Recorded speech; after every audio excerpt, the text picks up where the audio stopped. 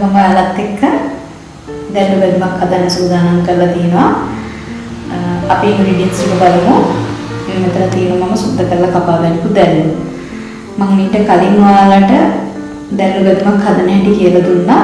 ඒ දැල්ලු බෙදමේදී මේ දැල්ලන් සුද්ධ කරගන්න හැටි, කපා ගන්න හැටි මම කියලා දුන්නා. මම අද ඒ ටික කරේ නෑ. ඔයගොල්ලන්ට මගේ වීඩියෝ එක ගොඩක් බිග් වෙන නිසා මම දැල්ලු ග්‍රෑම් 500ක් කුඩා කෑලි වලට මෙන්න මේ ආකාරයට කපාගෙන තියෙනවා. ඊළඟට ලුණු, කෑලි මිරිස්, කාපිංච පොළ. මේක සාම්ප්‍රදායික විදිහට අපි වදින දැල්ලු බෙදමක් නෙවෙයි. මොකද සාම්ප්‍රදායික විදිහට වදිනවා නම් අපි මේකට පීරුණු එකතු කරනවා. මම මේ දැල්ලු බෙදම හදන්නේ හරිම ඉක්මනට හදා ගන්න පුළුවන් වාට විශේෂයෙන්ම රාජකාරී කටයුතු වලට ගෙදරින් යන කාන්තාවක් නම් උදේ පාන්දරට මේ දැල්ලු බෙදම විනාඩි 5කින් 6කින් වගේ හදා ගන්න පුළුවන්. ඒක නිසා මම ඕගොල්ලන්ට මේ දැල්ලු ඇත්තටම දැල්ලු බෙදම කියලා නෙවෙයි මේකට මගේ අම්මා නම් කියන්නේ දැල්ලු කටගැස්මට හදනවා කියලා. මම මේ දැල්ලු කටගැස්ම හදාගන්න හැටි ඔයාලට කියා දෙන්නම්. අපි මුලින්ම මේ වගේ පෑන් එකක් ලිපේ තියා ගන්නවා. ලිපේ තියාගෙන ලිප ඔන් කරනවා. ආ ගින්දර මේකේ මීඩියම් හීට් එකේ තියා ගන්න. ඊළඟට මේ පෑන් එක පොඩ්ඩක් රත් වෙගෙන එනකොට අපි මේකට දාගන්නේ දැල්ලු ටික. දැල්ලු වලට මුකුත් නදා නිකන් දැල්ලු තමයි මුලින්ම දාගන්නේ. දැල්ලු වල වතුර තියෙනවා. වතුර බහුල දෙයක් දැල්ලු කියන්නේ. බොන්න දෙන්නේ නැති.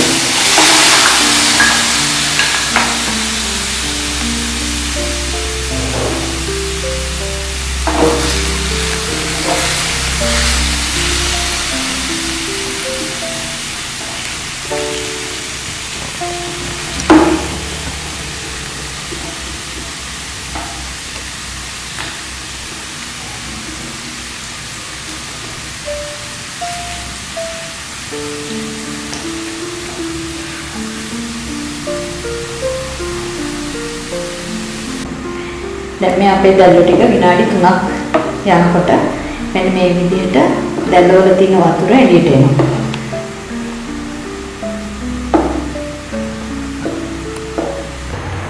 මෙන්න මේ ආකාරයට දැල්ලන්ගේ වතුර ටික සේරම හිඳනකම් අපි දැල්ලු ටික තඹ ගන්නවා. තඹගෙන මේ විදිහට වටේට දැල්ලු ටික අයින් කරලා මේකට දානවා පොල් තෙල් ටිකක්. පොල් තෙල් මේස හැන්ඩි භාගයක් වගේ තමයි මම අරන් තින්නේ.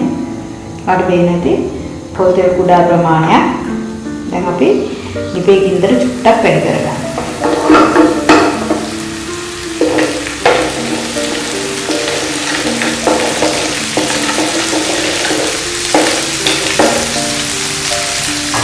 ඊළඟට මම ගන්න කාපිංච කිංචි ටික මේ ආකාරයට මේකට දාගන්නවා. එනවා. හරි පරිස්සම් වෙන්න ඕන. මේ දැල්ලන්ගේ ඔලු පුරවන්න වෙලා.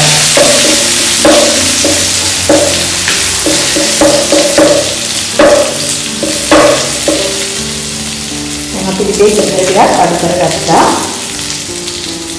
ඊළඟට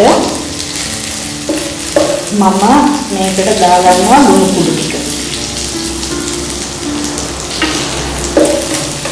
ආට පේනට කරපොන් චොකෝලේට් තමයි මම ලුණු ටික දැම්මේ. ඊළඟට කෑලි මික්ස් ටික දාන්නේ මම කරපොන් චොකෝලේට්. මේ. අගේ රසායනෝ මේ කෑලි මික්ස් ප්‍රමාණය අඩු වැඩි කරගන්න පුළුවන්. මගේ පුතාට දුන්නා. කනිසා මම කුඩා ප්‍රමාණයක් දාගත්තේ. ඒ වගේම ටිකේ ඉඳලා හරි කවුනානේ අඩු වැඩි කරන්න මොකද මේ දැල්ලන් උපුරන.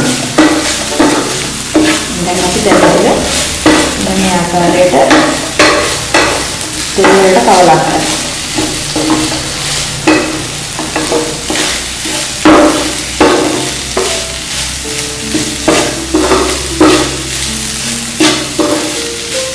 කන්නේකට තෙල් දාම ප්‍රමාණයක් අපි දාගත්තේ. ඒ වගේම මිරිස් ටිකක් අඩුවෙන් දාගත්තේ.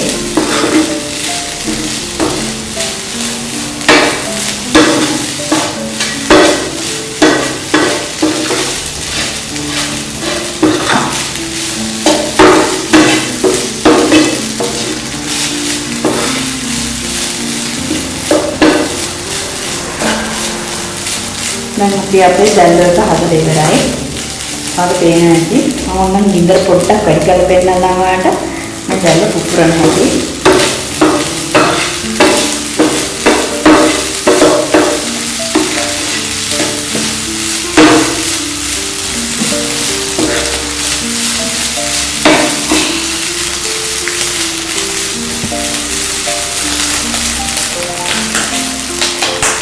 එනනේ සද්දේ මේකට අපි ඉතින් ඔෆ් කරගන්නවා.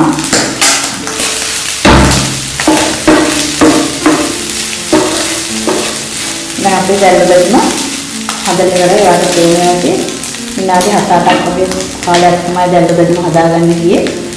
ඒ වගේම ඉන්ග්‍රීඩියන්ට් කීපයයි මේක තාම පහසු දැල්ලුවම අපි බලමු දැන් මේක මේසෙට තියලා. මේ මම හදාගත්ත දැල්ල බැදුම ඔයාලට පේනවා ඇති මේකේ ගොඩක් තෙල් දැම්මෙත් නැහැ, බීලුණු දැම්මෙත් නැහැ. පොඩි වෙලාවකින් හදාගන්න පුළුවන් රසවත් දැල්ල බැදුම. විශේෂයෙන්ම මම මගේ ගෙදර මේ වගේ දැල්ල බැදුම් නිතරම හදනවා. මොකද මගේ දුව ලුණු කන්න කැමති නැහැ. ඒක නිසා මම ලුණු නොදා හදන දැල්ල බැදුම මම අද ඔයාලට කියලා දුන්නේ. මම බලාපොරොත්තු වෙනවා ඔයත් මේ වගේ දැල්ල බැදුම ඔයාලගේ ගෙදර අයට හදලා දීලා රස විඳීවි කියලා. මේ වගේ රසවත් වීඩියෝ එකකින් අපි ආයෙ හමු වෙමු. ආයෙත්